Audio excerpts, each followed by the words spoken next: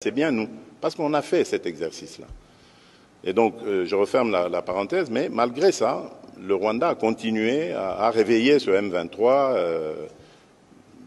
Je dirais même pas réveiller, c'est caché derrière le M23. Et c'est ça la raison pour laquelle je ne discute pas avec le M23.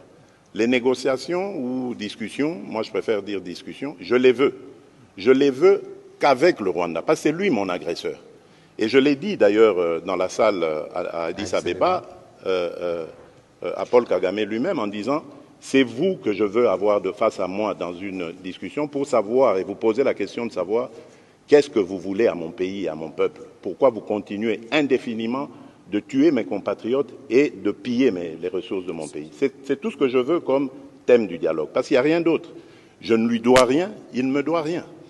Mais il doit simplement m'expliquer pourquoi est-ce qu'il s'acharne à massacrer mes compatriotes de cette manière, injustement, depuis tant d'années, et pourquoi est-ce qu'il continue systématiquement à piller les ressources minières et autres, parce qu'on ne parle pas de l'agriculture, mais notre thé, notre café va aussi au Rwanda, et quand il arrive là-bas, il est estampillé Made in Rwanda, alors que c'est le produit du vol des Congolais, du sol congolais.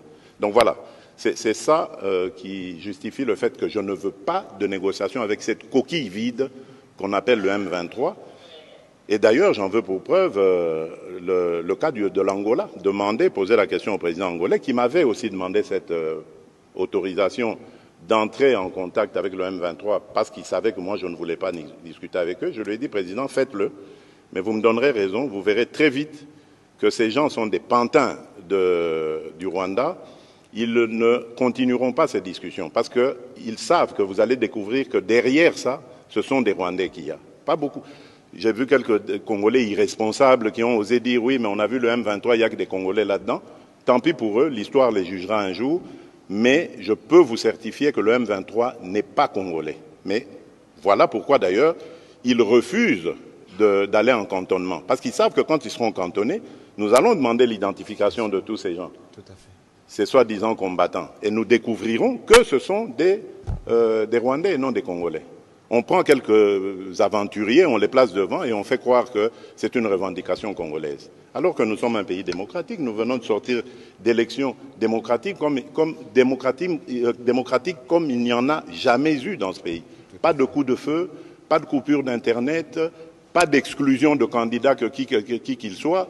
On est allé à des élections transparentes avec la participation ou l'observation de toutes sortes d'organisations internationales. Il n'y a pas mieux. Il n'y a pas mieux. Alors, s'ils avaient des revendications à faire, c'est par le truchement